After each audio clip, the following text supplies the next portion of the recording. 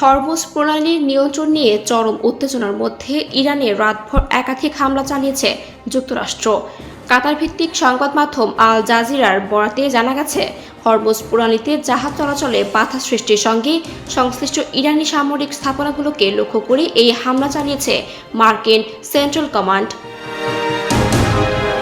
মঙ্গলবার প্রকাশিত আল জাজিরার এক প্রতিবেদনে বলা হয়, সাম্প্রতিক অভিযানের ধারাবাহিকতায় ইরানের উপকূলরক্ষী ঘাঁটি, আশ্রয়কেন্দ্র এবং হরমুজ প্রণালীতে নৌ চলাচলে বাধা দেওয়ার সক্ষমতার সঙ্গে সংশ্লিষ্ট বিভিন্ন সামরিক স্থাপনায় হামলা চালানো হয়েছে।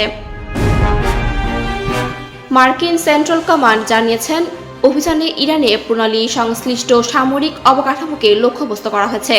তবে এই হামলায় ক্ষয়ক্ষতি বা হতাহতের বিষয়ে তাৎক্ষণিকভাবে বিস্তারিত কোনো তথ্য জানানো হয়নি।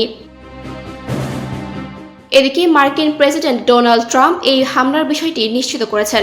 একই সঙ্গে তিনি জানিয়েছেন, ইরানের অভ্যন্তরে আরও একটি লক্ষ্যবস্তু, বিশেষ করে একটি পারমাণবিক স্থাপনায় হামলার বিষয়টিও বিবেচনা করছে যুক্তরাষ্ট্র। অন্যদিকে ইরানের আধা সরকারি সংবাদ মাধ্যম মেহের নিউজ এজেন্সি জানিয়েছে, স্থানীয় সময় রাত ৩টা ১০ দেশটির দক্ষিণাঞ্চলীয় বুশেহর শহরে বিকট বিস্ফোরণের শব্দ শোনা গেছে। তবে এ বিষয়ে ইরান সরকারের পক্ষ থেকে তাৎক্ষণিক কোনো মন্তব্য পাওয়া যায়নি। মেহের নিউজ আরও জানায়, দক্ষিণ পশ্চিমাঞ্চলের খুজেস্তান প্রদেশের ওমিতিয়া শহরেও ক্ষেপণাস্ত্র হামলার ঘটনা ঘটেছে।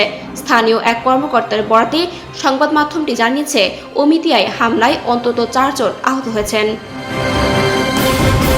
এর আগে হরমুজ প্রণালীকে কেন্দ্র করে ইরানের বিরুদ্ধে নতুন করে অবরোধমূলক ব্যবস্থা ঘোষণার কথা জানায় যুক্তরাষ্ট্র। প্রেসিডেন্ট ট্রাম্প বলেন, হরমুজ প্রণালীতে নিরাপদ নৌ চলাচল নিশ্চিত করতে যুক্তরাষ্ট্র এখন থেকে জাহাজগুলোর কাছ থেকে অর্থ আদায় করবে। নিজের সামাজিক যোগাযোগ মাধ্যম ট্রুথ সোশ্যালে দেওয়া এক পোস্টে ট্রাম্প লেখেন, যুক্তরাষ্ট্র হরমুজ প্রণালীর অভিভাবক হিসেবে ভূমিকা পালন করবে। বিশ্বের অন্যতম গুরুত্বপূর্ণ এই নৌপথে নিরাপত্তা নিশ্চিত করার ব্যয় মেটাতে কার্গোর ওপর 20% হারে অর্থ আদায় করা হবে এবং এই ব্যবস্থা অবিলম্বে কার্যকর হবে বলেও জানান তিনি। ফাল্গুনী আহমেদ, ডেস্ক রিপোর্ট, আমি আল টিভি।